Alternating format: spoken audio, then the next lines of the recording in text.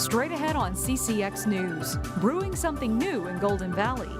There isn't anybody real close to us. I think we have a good niche here. We visit that city's first brewery. Plus, thousands of people in the northwest suburbs are facing a deadline that could change their lives.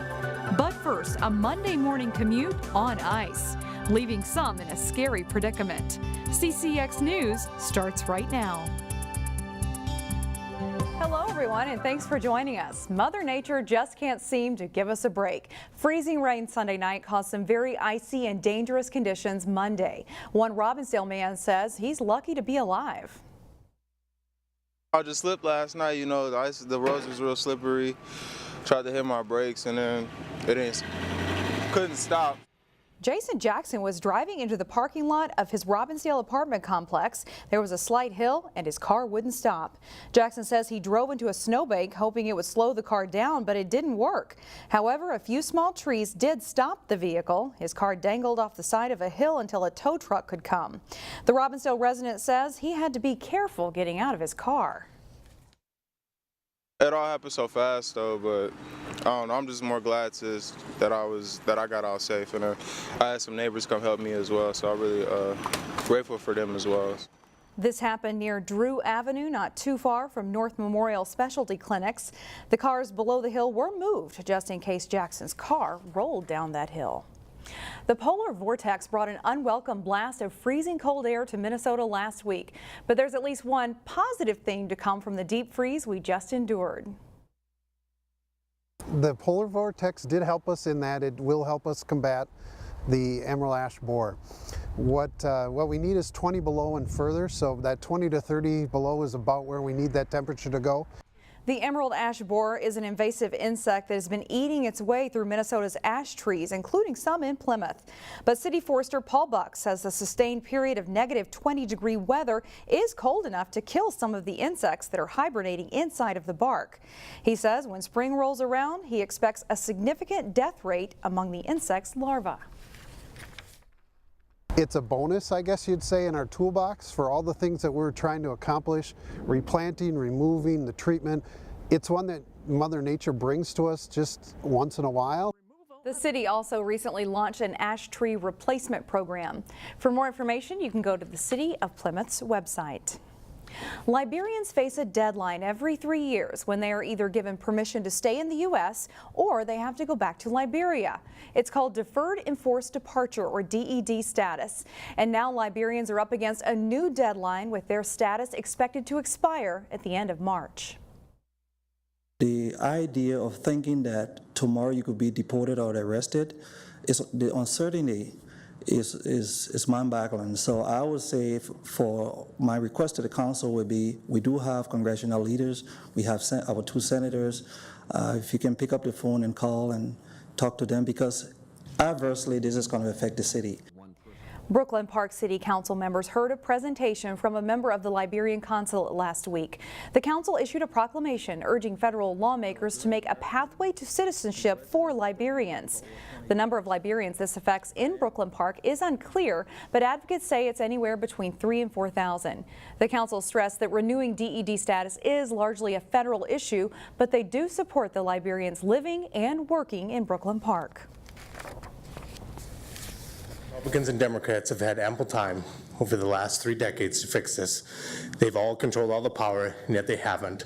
And so I think when people start to want to talk about who and when, where, so we're going to need both parties to work together to get this done. Hopefully a permanent solution. That's been the key word. The Brooklyn Park City Council will talk about the issue once again in a work session on Monday night. They will discuss a resolution urging the protection for Liberians on deferred enforced departure status, and Liberians are planning a rally at the state capitol on February 22nd. The mayor of Dayton is in hot water. Hennepin County charged Timothy McNeil with embezzling more than $5,000 from the Dayton Heritage Day Committee account. County Attorney Mike Freeman says McNeil used the account like it was his own personal checking account. A committee member on the festival committee discovered the fraud and confronted McNeil to pay it back. The county says McNeil owes almost $9,000 to the account. His first court appearance has not yet been set. A new townhome development is in the planning stages for Brooklyn Park. The Brooklyn Park City Council approved a plan for an empty lot to become a 56-unit townhome development called Oak Village. It will be on the southwest corner of Oak Grove Parkway and Regent Avenue North. The developer says the units will be in the high 200s.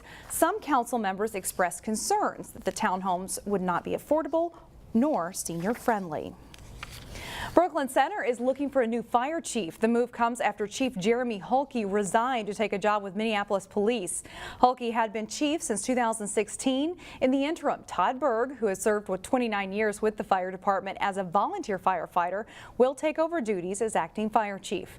There's information on the job posted on the city's website. Charter schools are a controversial topic among both educators and political leaders. But why?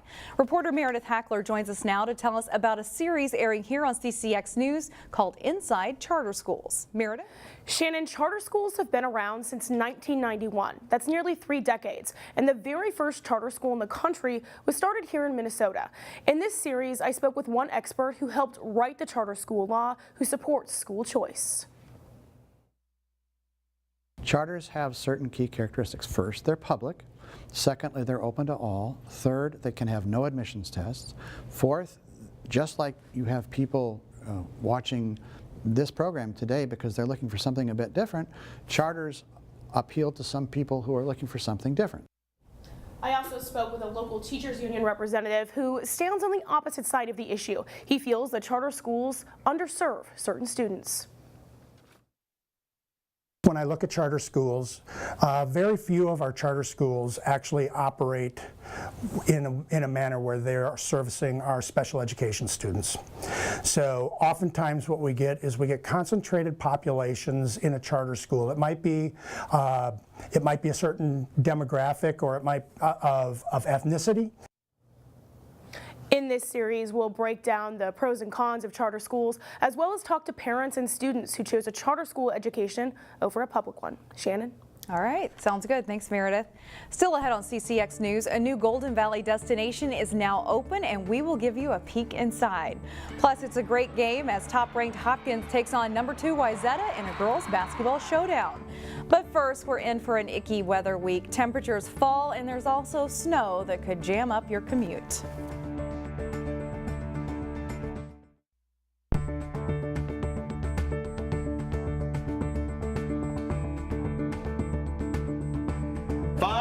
Let me hear you. 4, 3, 2, 1, and forget the ribbon cutting. Golden Valley's very first brewery celebrated its opening with vines of hops. It was a long road to open for the 3 owners of Under Pressure Brewing, 4 years in fact. As Corey Bork reports in this week's Business Matters, it was a passion for beer, community, and something a little different that helped them get there. I just wanted a warm welcome home, like if you walked in, you felt like you were home. As beer lovers pack in to get a taste of something new. We are very lucky to have them choose Golden Valley. The owners of Under Pressure Brewing could finally celebrate the fruits of their labor. It's been a long struggle, and we're just happy to be here. Let's have some beer! It took 4 years to open this Golden Valley brewery. Nothing hard work and a passion for beer couldn't overcome. I love going to the grain room, smelling the grain, tasting the grain, seeing what I want to put in a beer that will make it taste right. Co-owner Lori Ertl had a vision when she started the business. A vision that started with a taste through years of home brewing. It's got a little sweet taste to it. It's not bitter, and that has been our biggest seller so far. First taste, then success. And I thought, I maybe do have a really good beer here. Entered it in HomebrewCon, and it just was very successful. So, Lori's son Tyler followed the brewery dream, though mom and son didn't agree on everything. I like the heavier stuff. Not like my age group who loves IPAs, but hey, I'm weird. John Keenan got started thanks to his father's beer making, but there weren't all fond memories. It was terrible. It was just the nastiest smelling thing, but you remember it. It sticks with you, you know. Together, they created Under Pressure, and boy, did the name fit. There was pressure all the time, all the time. Pressure, not just to create the beer, but to meet a vision. Every time we turn around, Lori would say, well, can you make this? Can you make that? John used skills from his metal shop business to recapture the old. She wanted a flight board to look like a sword. Swords. We refurbished all these tables and chairs ourselves, 135 chairs. Chairs and everything else to light the place up and create an old world feel. People have actually asked us that. They said, could we have a Renaissance dress-up night? Could you do joust tournaments? And like, where would I put a horse? The medieval mindset wasn't all what the owners wanted. A brewery scene is warm and inviting and welcoming, and that's exactly what we want. Making people feel like a friend. In Golden Valley, Corey Bork, CCX News. The brewers at Under Pressure say it takes 2 weeks to make the beer from grain to glass. They have 8 beers on tap, including Lori's award-winning London Brown Ale, as well as a chocolate cream stout and even a smoked beer. Under Pressure is located off Highway 55 on 7th Avenue. Still ahead, a special surprise greeting for students at one Plymouth elementary school. But first, Cooper and Armstrong shoot for a win against Champlin Park in a key Northwest Suburban Conference boys hockey game. Jay Wilcox is in next.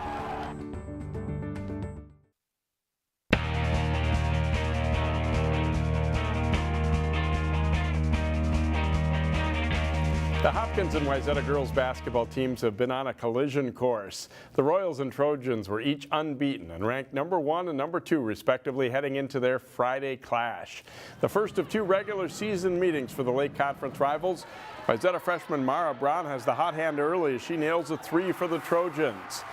Then a cross-court pass to Mimi Schrader and she hits from long range. Wayzata is up 16-4 on the road. Hopkins storms back though. KK Adams steps up to hit the 3, and this puts the Royals up by 2. And then Paige Beckers hits the jumper as the first half ends. The Royals are up 33-32 at halftime. It's back and forth in half number 2. Jasmine Smiley sinks a 3 here for Wayzata. And Jenna Johnson gets position inside and scores. The Trojans go up by 4. But Beckers is unstoppable down the stretch. A 3-pointer here puts the Royals in front 65-61. Wayzata cuts it to 66-64 though on a 3 from Annika Stewart. And in the final seconds, Wayzata has a chance to tie, but Braun's shot is in and out and Hopkins gets the rebound. The Royals hand Wayzata its first loss 69-66 behind 43 from Beckers, who surpasses 2,000 career points. The teams meet again February 22nd. The rivalry between those schools in boys basketball has picked up over the past few seasons.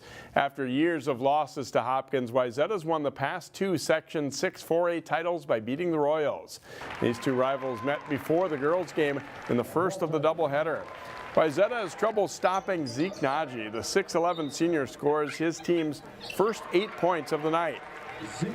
Johnny Benega drives to the basket and scores and draws a foul to give the Trojans a 2-point lead. He leads Wayzata with 21. Wayzata gets out in transition and it ends in a layup for Luke Paulson for a 5-point lead for the Trojans. He scores 16 in the game. Wayzata shoots the ball well in the first half. Benega lets it fly for 3 to give Wayzata a 10-point lead. They're still up 6 at halftime, 43-37. But right out of the gates to begin the second half, the Royals go right back to feeding Nagy inside. He scores 2 here. He finishes with 41 points. Watch this one though for Wayzata. Paulson grabs the steal and he sets up Camden Heidi for the jam. Heidi with 20 points on the night. But the Royals pick it up on D in the second half and get more going offensively. Jalen Deering with the drive for the bucket there. Wayzata's down 5 with just over a minute to go, and Heidi's shot spins around the rim and just won't fall. Dane Zimmer rebounds and outlets to Nagy for a huge jam. That puts Hopkins up 7. They go on to score a big win over Wayzata, 90-80. In the Northwest Suburban Conference, the Park Center girls continue to pile up the wins. The Pirates hosted Champlin Park in an NWSC crossover game. Adelia McKenzie helps Park Center get off to a good start as she nails a step-back 3 on her way to a big night. It's 7-0 Pirates. Champlin Park, though, comes back strong. Maya DuBose will steal it from the dribbler, and she turns on the speed heading the other way, racing in for a layup, and it's 12-11 Champlin Park.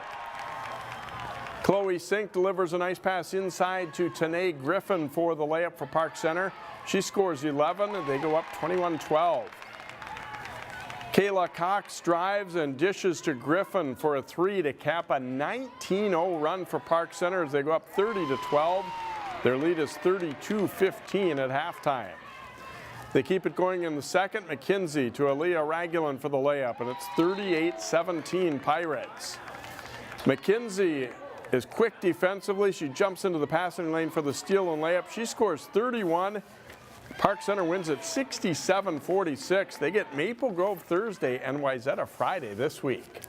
Now to hockey, where the Champlin Park boys entered Saturday tied for first in the Northwest Suburban Conference's West Division. The Armstrong-Cooper Wings hoping to change that as they face the Rebels in Champlin. Great goaltending early. Armstrong-Cooper's Drew Ide on a breakaway, but Brennan Boynton with the stop. At the other end, Colin Spellman stops Aiden Grant on a breakaway and then stops the rebound as well. This game scoreless through one. In the second, a 2-on-1 for the Rebels, and Jack Carja zips a shot high on the stick side. He beats Spellman, and it's 1-0 Champlin Park. Just after a Rebels penalty expires, Joe Campion puts a shot on net. Ben Anderson with the rebound goal. Armstrong-Cooper ties at 1-1.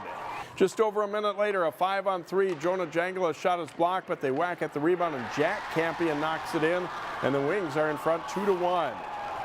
In the third, Matt Campion on the rush. His centering pass is knocked down, but he gets it back and scores a wraparound goal as Armstrong-Cooper wins it 3-1 to knock Champlin Park out of first in the NWSC West Division. And that's all for sports. Shannon, back to you. All right, thanks, Jay. Up next, students at one Plymouth Elementary School are challenged to be kind. How they kicked off the week when we come back.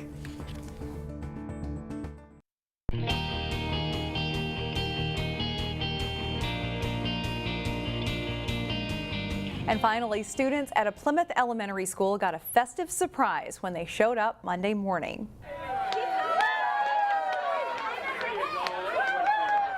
It was the second annual Kindness Challenge kickoff at Zachary Lane Elementary in Plymouth. Students walked to class through a gauntlet of kindness. Teachers, parents, police officers, and even a city council member were all on hand to cheer on the kids.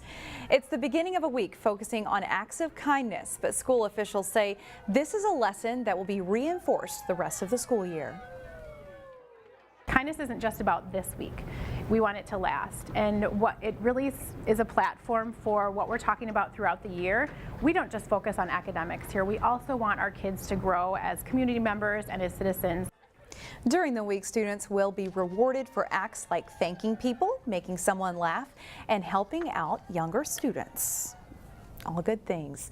That's all the news we have for now. Thanks for joining us. We'll see you right back here tomorrow starting at 4 o'clock.